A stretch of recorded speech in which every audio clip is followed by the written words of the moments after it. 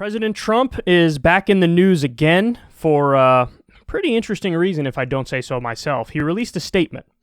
Let me show you here. A statement by Donald J. Trump, 45th President of the United States of America. No more money for rhinos. That stands for Republicans in name only. They do nothing but hurt the Republican Party and our great voting base. They will never lead us to greatness. Send your donation to Save America PAC at donaldjtrump.com. We will bring it all back stronger than ever before. Wow. Now, some people might not know what to make of this, but let me break it down for you, because this is really fascinating. What he's doing here is he's solidifying that iron grip that he has on the Republican Party. And effectively, what he's saying is, don't give money to the RNC. Don't give money to any other, Republican outlets, Republican groups. I don't trust them. And you shouldn't trust them because they support some rhinos, Republicans in name only.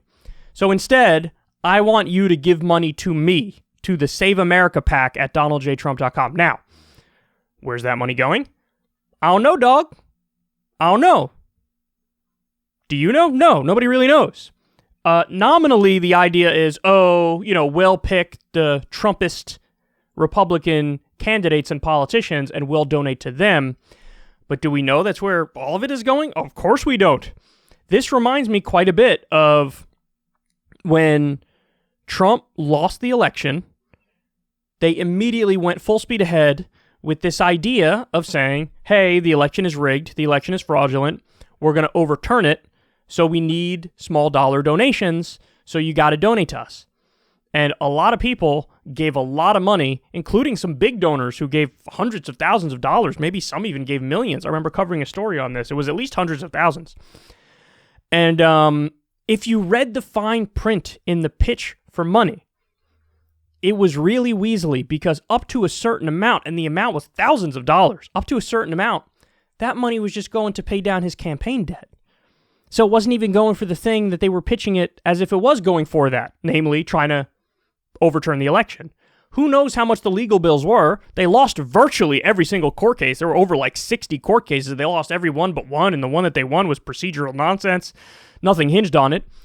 So they raised all this money. I guess some of it went towards those legal bills, but most of it went to Donald Trump and went to his various groups and his campaign. Now we're seeing a very, very similar thing here. He finds himself in the position of, even though he lost the election, having an iron grip on the Republican Party, in the sense that the base loves him more than they love the Republican brand. And so now, this is that GOP civil war that we were talking about.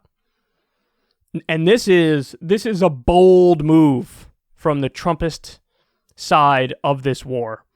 This is a bold move because effectively, listen, he says this could really, really, really hinder the RNC and other official Republican Party groups. I'm sure that behind the scenes, you have the more establishment Republicans, the Liz Cheneys, those types, George W. Bushes. They're probably panicking to see this. Mitch McConnell, who, by the way, there's reports that he's sick and he won't even survive much longer, but he probably sees this and oh my goodness. This is Trump stabbing the rest of the Republican Party in the back and twisting the knife here. I mean, this is the number one guy in the party saying, don't give money to the party, give it to me. And again, some of this money I'm sure will go to Trumpist candidates that he approves of, but a lot of it I'm sure is going to Donald J. Trump. And this is, recently he sent a cease and desist letter to the RNC saying, stop using my likeness on products. Again, that's a shot across the bow. I don't know who you think you're fucking with here. I'm going to get a cut of everything involving me. So it's a weird hybrid that we're watching right now. It's a hybrid of Trump's business instincts and how he wants to make money mixed with the Republican Civil War and how he's still the leading figure in the Republican Party and how he wants to keep an iron grip on that party and probably run in 2024. What's amazing is watching how the other side of this Republican Civil War is just laying in a chalk outline of themselves. Yeah, I guess daddy got us. That's what they're thinking right now. And if he keeps doing stuff like this, the Republican Party will just be a shell of itself. Not that it was ever good. It wasn't. But it'll destroy him. And that's the conundrum they're in. That's the pickle that they're in. It's like, okay, Trump runs and wins the primary in 2024. Well, he just lost a general election. He could easily lose again. In fact, now the conventional wisdom is he will lose again if he runs. So they don't know what to do. They have no idea what to do. And Mitch McConnell was caught between, when it came to impeaching Trump, hey, do I impeach him and try to make it so that he can never run for office again, which would get the headache, we'd get rid of the headache that we're facing now. But if I do impeach him, the base will turn on us, and so we have no support in the Republican Party. But if I don't impeach him, the donors are going to be pissed at us because he's too much of a hothead and he scares the donors. So it was a catch-22. He didn't know what to do. He picked the middle path, which was incredibly Weasley, which was like, let me slam Trump in my commentary over the January 6th thing, but also say I can't vote to impeach. So he got the worst of all worlds, and now Trump is emboldened, and he's doing stuff like this. So congratulations. The number one con man in the world is now the head figure of your party, and he's going to do stuff like this moving forward.